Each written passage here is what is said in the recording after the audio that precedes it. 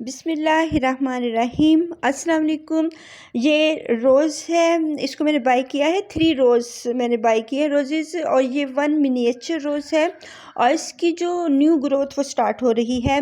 और जो इसके ऊपर फेड हो रहे थे, जो इसके फ्लावर मैंने कट कर दिए हैं। तो जब हमने बाय करना है ये प्लांट तो कोशिश करें कि जो मिट्टी वाला हिस्सा है वो थोड़ा ज़्यादा होना चाहिए, क्योंकि उसमें फिर पता चलता है हमें कि रूट्स ज़्यादा हैं और इसकी ब्रांचेस ज़्यादा होनी चाहिए। बाज़ औक़ात हम जब बाय करते हैं तो इसमें 2 बस ब्रांचेस होती हैं, तो कोशिश करें कि ज़्यादा ब्रांचेस हों। ये नहीं देखना चाहिए कि इसमें जो फ्लावर्स लगे हुए हैं या नहीं लगे हुए, ये देखना चाहिए कि हमारा जो प्लांट है वो हेल्दी है या नहीं। तो एक हेल्दी प्लांट को ही बाय करना चाहिए जो चल रहा हो। अगर इसके लीव्स नहीं भी हैं लेकिन इसके लीव्स आ जाएंगे और ये इसकी ग्रोथ हो रही है, इसकी जो ब्रांचेस हैं उस पर न्यू ब्रांचेस आ रही हैं, तो ये देख के हमें बाय करने चाहिए प्लांट्स।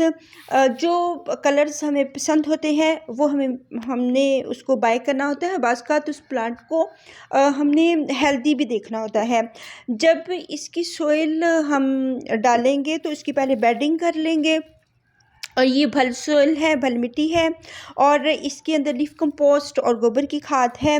बहुत ज़्यादा खाद अभी नहीं देंगे, अभी ये बेबी प्लांट है और इसकी सोइल जो उन्होंने लगाई हुई है वो चिकनी मिट्टी क्ले सोइल है। तो इसको मैंने जब उतारा है तो इसकी छोटी छोटी जो बेबी रूट्स थी वो टूटी हैं, तो फिर मैंने इसको छोड़ दिया है। बाकी का इसको तोड़ना, इसकी जो ये सोइल है ये छोटी छोटी रूट्स हैं, तो इसको फिर इसी सोइल में रहने देंगे। जब हम गोडी करेंगे तो ये आस्ता आस्ता निकालते रहेंगे इस सोइल को, क्योंकि अभी ये बेबी प्लांट है। तो नेक्स्ट जब ये बड़ा बिग हो जाएगा, इसकी रूट्स भी फैल जाएंगी, तो फिर हम इसकी रूट्स को काटते रहेंगे। अभी फ़िलहाल हम इसकी रूट्स को ज़्यादा छेड़ेंगे नहीं और कोशिश करेंगे कि इसको मिट्टी को हम इसकी थोड़ी सी जो ब्रांच नज़र आ रही है उसको मिट्टी के अंदर दबाएं, ताकि जो ग्राफ्टेड एरिया है बहुत ज़्यादा लंबा है वो थोड़ा मिट्टी के अंदर चला जाए और बाहर थोड़ा सा रह जाए। तो जो हेल्दी प्लांट्स हो हमें वही बाय करना चाहिए।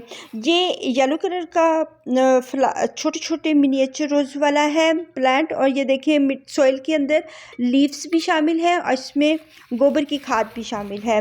तो जितनी इसकी रिक्वायरमेंट है बस उसके मुताबिक ही इसको खाद देनी है अभी, क्योंकि अभी ये बेबी प्लांट है। बहुत ज़्यादा इसको फर्टिलाइज़ नहीं करना है। इसकी सॉइल वैसे ही फर्टाइल है, खूबसूरत अच्छी सॉइल है, तो बहुत ज़्यादा इसको खादें अभी नहीं देनी। जब इसकी ग्रोथ होगी, जब इस पे बडिंग स्टार्ट होगी, तभी हम इसको थोड़ी सी गोबर की खाद देंगे, वो भी सर्दियों के मंथ में। गर्मियों में बहुत से लोग होते हैं जो गर्मियों में इसको फर्टिलाइज़र दे रहे होते हैं, तो वो इसके लिए अच्छी नहीं है गर्मियों में इसको फर्टिलाइज़र देना। जब इसकी ब्लूमिंग हो रही हो तब देने चाहिए, ताकि वो उसको यूज़ कर सके। अगर इसकी लीव्स भी नहीं है, ब्लूमिंग भी नहीं हो रही, तो ये गोबर की खाद है, तो फिर हम इसको ज़्यादा नहीं देंगे खाद। तो इसकी जो सॉइल है अच्छी तरह इसको हम डाल देंगे और अच्छी तरह वॉटरिंग कर देंगे। ये एक जो रोज़ प्लांट्स होते हैं इनको बहुत ज़्यादा खाद देने की ज़रूरत नहीं होती।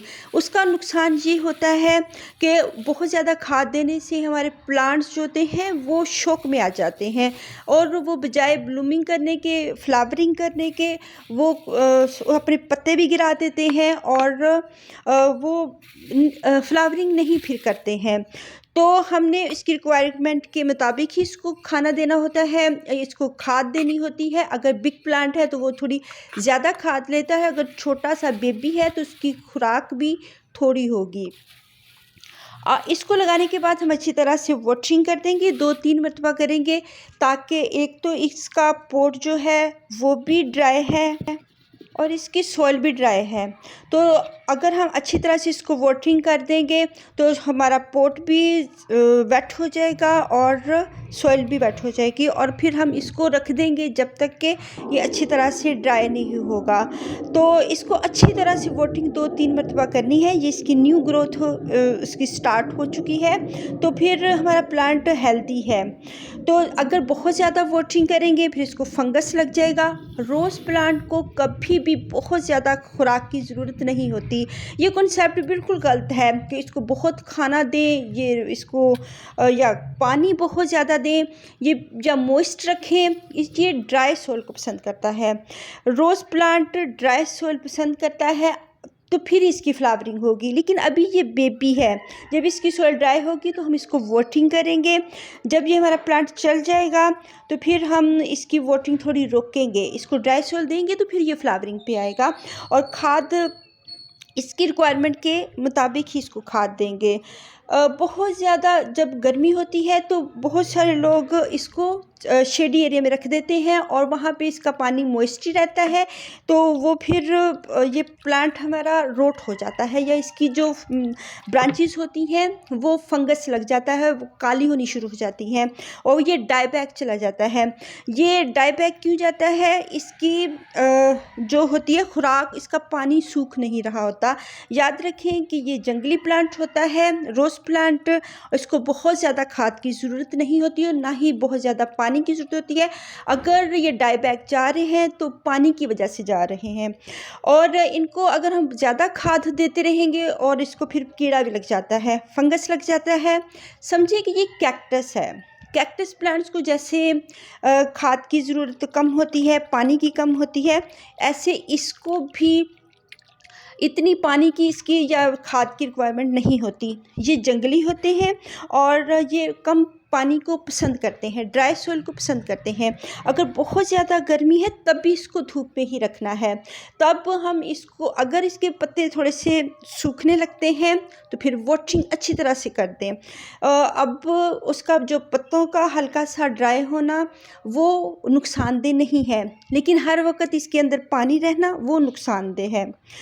तो अब मैं आपको अपने दूसरे प्लांट्स दिखाती हूँ जो रिपोर्ट हो चुके हैं, तो वो थोड़े भारी हैं, तो इसलिए फिर मैं उनको अपने टेरेस में नहीं लेके आई।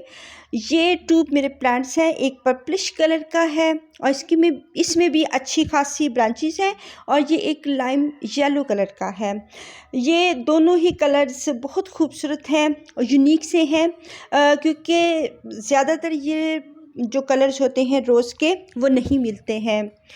तो जो प्लांट्स होते हैं हमारे रोज़ के, ये धूप के ही प्लांट होते हैं और इनको सिरका बिल्कुल नहीं डालना है और ना ही कोई लस्सी वगैरह डालनी है, उससे फंगस लगेगा। सिरके से वैसे ही प्लांट मर जाते हैं।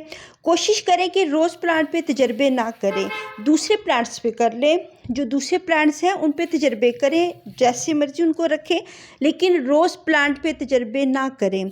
ये तजर्बों वाला प्लांट नहीं है। इसको जितना हम निगलेक्ट करेंगे, जितना छोड़ेंगे, ये उतनी ही फ्लावरिंग करेगा। और ये मेरे प्लांट्स हैं माशाल्लाह 3 ईयर्स से हैं और इन्होंने बहुत फ्लावरिंग गर्मियों में की है। फुल गर्मियों में, बरसात में, हर वक्त इन्होंने फ्लावरिंग की है माशाल्लाह। और अभी भी इनके पत्ते स्टेबल हैं, कोई नहीं इनके पत्ते गिरे, और न्यू लीव्स जो हैं उनके वो निकल रहे हैं, खूबसूरत से पर्पल कलर के लीव्स निकल रहे हैं। तो इसकी सॉइल मॉइस्ट है, इसको हम वाटरिंग नहीं करेंगे। इसमें हल्का सा मॉइस्ट है, फिर भी नहीं वाटरिंग करेंगे।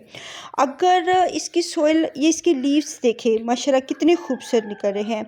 तो अगर प्लांट जो होता है, जो उनके अंदर सिरके डालें, ये अब इसके हल्के हल्के लीव्स लटके हुए हैं, न्यू इसके लीव्स, इसकी ग्रोथ फिर भी हो रही है। इससे पता चलता है कि उसमें पानी कम है, और इसके लीव्स सही हैं, ठीक है, न्यू ग्रोथ हो रही है, तो इसको हम वाटरिंग नहीं करेंगे। अगर ड्राई हो के कुछ लीव्स गिर जाते हैं, इसकी भी सॉइल मॉइस्ट है। अगर हम अंदर चेक करेंगे तो फिर इसकी सॉइल मॉइस्ट होगी तो नहीं हम इसको वाटरिंग करेंगे। अब इसकी सॉइल अच्छी तरह ड्राई है, ये देखिए बहुत ड्राई है। अब हम इसकी वाटरिंग करेंगे, उसके लीव से पता चल रहा है कि वो झुके से हैं, तो अच्छी तरह से इसको वाटरिंग करेंगे। अगर हम इन पे तजर्बे करेंगे, इसको सिरके वगैरह देंगे, या ये और शौक में चला जाएगा। बस अगर आपका प्लांट डाउन जा रहा है तो इसका पानी रोकें, पानी रोक देंगे तो ये अच्छा सा हो जाएगा हमारा रोज़ प्लांट।